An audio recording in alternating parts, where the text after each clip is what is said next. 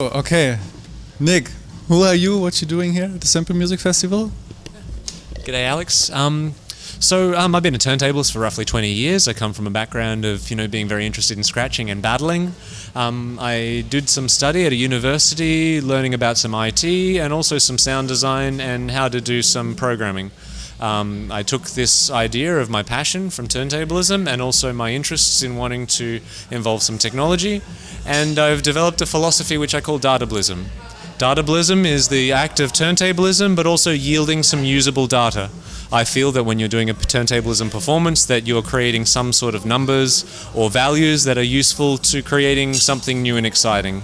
And it could be anything. It could be a video game, it could be a visualization, it could be a training tool. It really could be anything, but it all starts with one idea. Okay.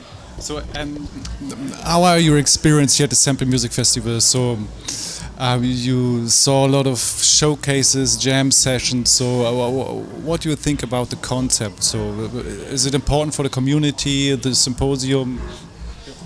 Yes, certainly. I definitely feel that what Sample Music Festival is doing is really unique to the culture.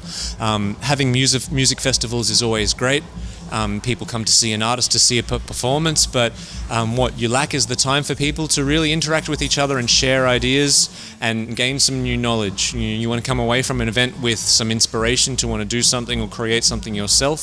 Sample Music Festival has really been championing the sciences and the real technologies and ideas behind turntablism and other disciplines that we kind of find interesting. So having an event where you can both talk with your peers about ideas, you can watch a lecture as if you were going to university, you can go down and have a scratch, you can watch a battle. I kind of feel like this is almost like an overload for the senses, whereas there's so much inspiring stuff, you don't know where to go next. I wish I had 2 or 3 more copies of myself, so one could live in each room permanently, and then also one outside just for talking to everybody. So what you're doing is absolutely amazing, and from afar, being an Australian on our little rock, seeing what's going on over here, we really look up to it. So thank you so much for inviting me out here, and it's been an absolutely wonderful opportunity, and I'm very much looking forward to making the journey next time. Thank you so much. And Nick, what are you aiming for with your concept? Do you have a clear vision? What you can do with that idea of visualization of scratching? So you said maybe for video gaming, or do you have some idea, some device or something like that in your mind? Or exactly. So yes, in some ways I do feel like I have a very clear vision about some things that I want to make over the course of learning to scratch over the last 20 years and being a student of the turntable transcription method booklet, which was released by DJ Raydorn and others at year 2000. I feel like I'm a disciple of this book. It's like I read this and I thought, this is a fantastic tool. I can see the community of accepting this as a form of notation that they can share with each other. But for me, I felt that there was something missing where I can't actually see what I'm doing in a live format, and I'm not able to draw on paper exactly the scratches that I was performing. So in my head, I'm kind of developing this vision of a program or a visualization that was showing me live, and I could see it in my head, but I didn't know how am I going to make this, or am I going to wait for the industry to provide this to me? And then after a certain point, it's just like, well, I've been waiting for so long now.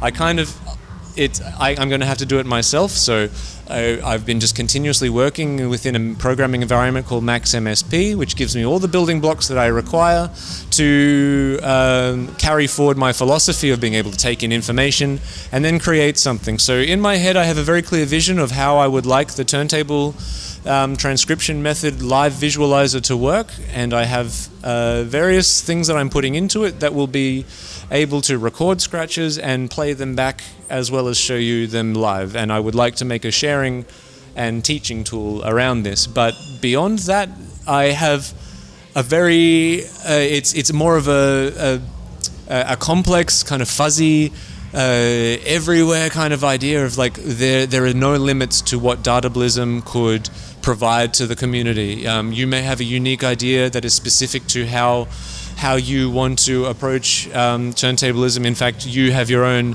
you have theory of motions, which is a very important form of notation as well. And Max MSP and Datablism, we can realize how to create that into a working, living application as well, or creating video games. And it's all about experimentation and never playing down anybody's idea, because I think as long as people are having ideas, that's the beauty of this culture.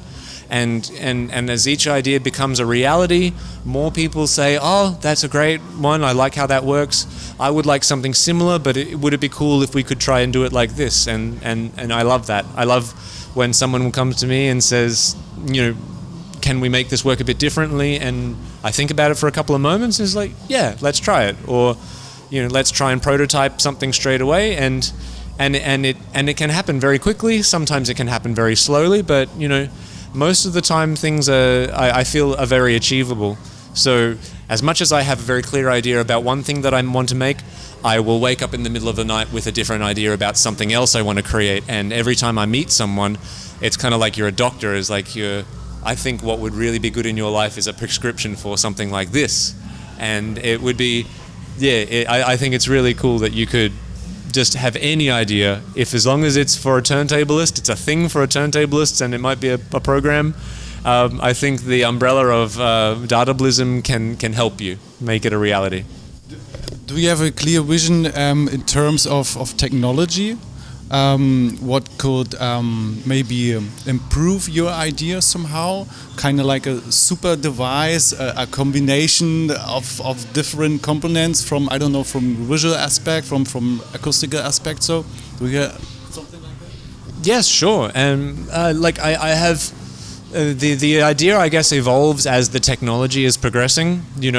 10 years from now, I may not have had the same ideas about how to extract data, but as the software and other products within the industry evolve, that slightly changes my idea, and I kind of have to move forward.